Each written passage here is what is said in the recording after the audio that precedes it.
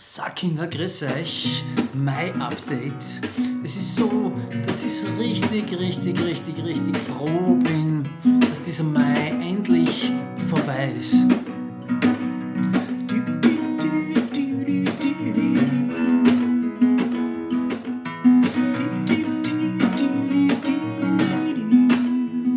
Aber natürlich schon auch gute Dinge waren im Mai.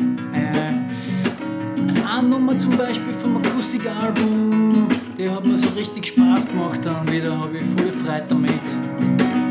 Aber sonst, ich weiß nicht, es ist heute vor allem auch, ich dann am liebsten den ganzen Tag nur in der Küche sitzen, rauchen, Kaffee trinken und jammern. Ne?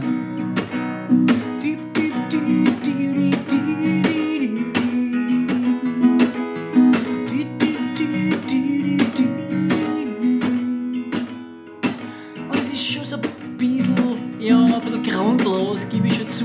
Es ist so wie meine Tage heute. Es ist nix.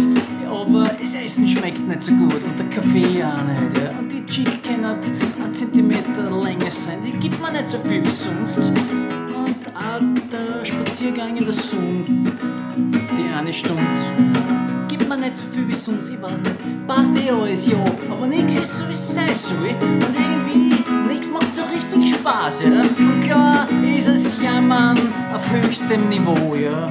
Aber ich meine, was soll ich machen, ja?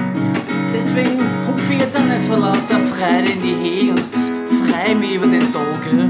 Ich weiß nicht.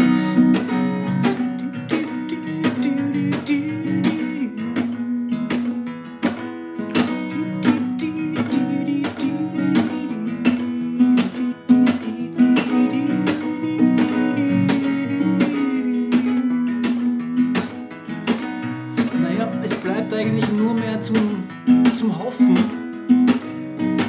dass nächstes Jahr der Mai besser wird wie heuer.